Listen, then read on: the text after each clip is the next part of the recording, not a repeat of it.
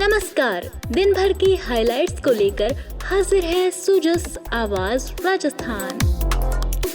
Sujas podcast में मेधा और अंडाराम से आप सुन रहे हैं प्रदेश की खास खबरें। नजर सबसे पहले आज की सुर्खियों पर। मुख्यमंत्री भजनलाल शर्मा ने विधानसभा में चल रही गतिरोध के समाप्त होने के बाद कल सदन में दिया अपना वक्तव्य। विकसित और उत्कृष्ट राजस्थान बनाने के लिए मिलकर आगे बढ़ना होगा।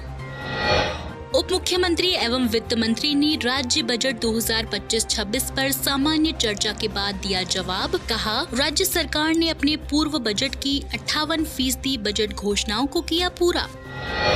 मुख्यमंत्री के कुशल नेतृत्व में कृषक कल्याण के लिए हो रहा अभूतपूर्व काम। किसान सम्मान निधि पहली बार में ही 8,000 रुपए और दूसरी बार में की गई 9,000 रुपए। और अब सुनिए खबरें विस्तार से। मुख्यमंत्री भजनलाल शर्मा ने विधानसभा में कई दिनों से चले आ रहे गतिरोध को समाप्त होने के बाद कल सदन में अपना वक्तव्य दिया। उन्होंने इस अवसर पर कहा कि प्रदेश की 8 करोड़ जनता का ध्यान रखते हुए विकसित और उत्कृष्ट राजस्थान बनाने के लिए सत्ता पक्ष और प्रतिपक्ष को साथ मिलकर आगे बढ़ना होगा। उन्होंने कहा कि सदन की मर्यादा कैसी रहे, ये सुनिश्चित करना सत्ता पक्ष और विपक्ष दोनों के सदस्यों की जिम्मेदारी है। श्री शर्मा ने कहा कि जब हम सभी सदस्य सदन में चर्चा करते हैं और वाद विवाद होता है तो कई बात ऐसी भी निकल जाती हैं जो हम कहना नहीं चाहते, लेकिन उसके लिए सदन बाधित होना उचित नहीं है। उन्होंने कहा कि हम चाहे पक्ष के हों या प्रतिपक्ष के सदस्य हों, राजस्थान की जनता को हम सभी से बड़ी उम्मीदें हैं। जनप्रतिनिधि के प्रति जनता के मन में जो सम्मान और समर्पण का भाव होता है, उसका अगर हम ध्यान रखेंगे तो मेरा और तेरा का फर्क खत्म हो जाएगा। राजस्थान की जनता ने, चाहे वो पक्ष में हो या प्रतिपक्ष के में हो, जो भी सदस्य हैं, आपसे उनकी बहुत बड़ी उम्मीदें, बहुत बड़ी आशा है। आप उनके मन में अगर भाव देखोगे तो जनप्रतिनिधि के प्रति जो उनका भाव है, आपके प्रति उनका जो समर्पण है, आपसे जो आशा और उम्मीद है, उनका आप अगर थोड़ा सा भी विचार करेंगे तो मेरा और तेरी की बात खत्म हो जाएगी। हम अपने लिए नहीं हैं, हम अपनी ईगो के लिए भी नहीं हैं, हम हैं तो सिर्फ राजस्थान की 8 करोड़ जनता के लिए सदन में आए। मुख्यमंत्री ने कहा कि अध्यक्ष के आसन पर बहुत बड़ी विभूतियां विराजमान रही हैं, वो सभी हमारे लिए सम्मानीय रहे हैं। अध्यक्ष हम सभी के लिए सम्माननीय होते हैं। सदन को चलाने के लिए अध्यक्ष ही हमारे प्रमुख होते हैं। उन्होंने कहा कि सदन में हमारे साथी कई बार प्रूफ देते हैं, नियमों की जानकारी देते हैं, लेकिन सबसे बड़ा नियम और संयम ये है कि हम इन नियमों की पालना करें। हमें सोचना चाहिए कि सदन में हमारा एक एक मिनट कैसे उपयोगी हो सकता है। राजस्थान की जनता के लिए हम क्या कर सकते हैं। अंतिम पंक्ति में बैठे व्यक्ति के प्रति हमारी सद्भावना क्या है, उस पर विचार करने के लिए यह सदन है। हमारा अध्यक्ष हमारे लिए सम्माननीय होता है। हमारा अध्यक्ष हमारे लिए इस सदन को चलाने के लिए हमारा प्रमुख होता है।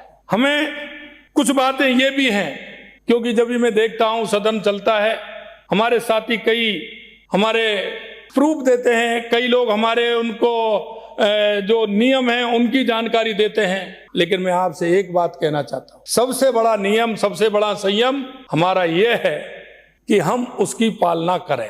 हम उसकी पालना किस तरह से कर सकते हैं? जोर से हल्ला मचाते हुए एक दिन किसी सुर्खी को बनने के लिए हमें ध्यान देना होगा, क्योंकि सदन का समय बहुत कीमती होता है और इसका पूरा जो खर्चा है वो राजस्थान की जनता वहन करती है। राजस्थान की जनता वहन करती है। हमारा एक एक मिनट हमारा कैसे उपयोगी हो सकता है, हम राजस्थान की जनता के लिए हम क्या कर सकते हैं, हमारे मन में उस अंतिम पंक्ति में बैठा व्यक्ति, उसके प्रति हमारी सद्भावना क्या है, हमारी भावना क्या है, इसके लिए यह सदन होता है।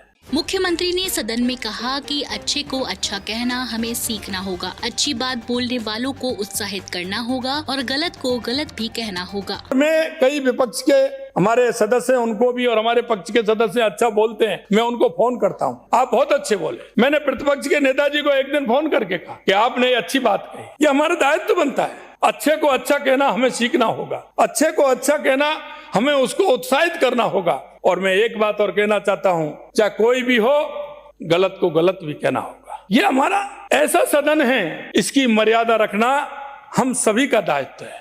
मुख्यमंत्री ने अपने वक्तव्य में प्रतिपक्ष के नेता और मुख्य सचेतक को भी धन्यवाद दिया कि उन्होंने गतिरोध समाप्त करने की पहल करने के लिए संपर्क किया। इससे पहले नेता प्रतिपक्ष टीकाराम जूली ने सदन में गतिरोध समाप्त करने की पहल करते हुए वार्ता करने के लिए मुख्यमंत्री भजनलाल शर्मा का धन्यवाद व्यक्त किया। आप सुन रहे हैं सुजस आवाज राजस्थान।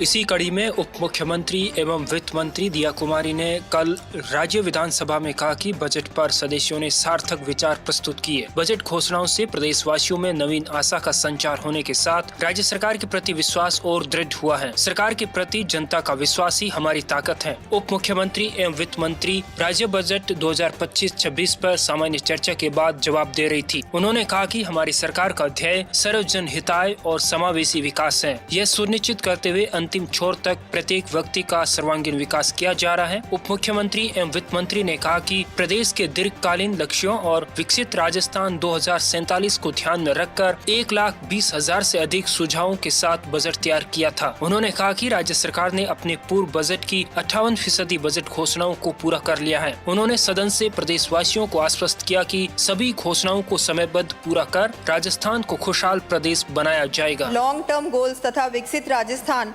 2047 को ध्यान में रखते हुए इस बजट को तैयार किया है। राज्य के विकास में आमजन की भागीदारी सुनिश्चित करने तथा बजट को समावेशी बनाने के लिए आमजन एवं विभिन्न संगठनों से सुझाव आमंत्रित किए गए थे। प्रदेशवासियों द्वारा बढ़ चढ़कर सहभागिता निभाते हुए लगभग 1,20,000 से अधिक सुझाव हमको प्रेषित किए गए। इनमें मुख्य रूप से रोजगार, आधारभूत संरचना, ग्रामीण विकास, कृषि, शिक्षा, स्वास्थ्य, वंचित वर्गों, जनजाति के विकास आदि से संबंधित सुझाव प्राप्त हुए। हमने इन सभी सुझावों का संबंधित विभागों से परीक्षण करवाकर यथासंभव बजट में शामिल करने का प्रयास किया। हमें पूरी आशा है सत्ता पक्ष के साथ साथ विपक्ष के साथियों का भी इसके क्रियान्वयन में पूर्ण सहयोग व समर्थन प्राप्त होगा। इसके साथ ही माननीय मुख्यमंत्री जी की अध्यक्षता में प्रदेश के विभिन्न महत्वपूर्ण स्टेक होल्डर्स यथा महिलाओं, युवाओं, स्वयंसेवी संस्थाओं,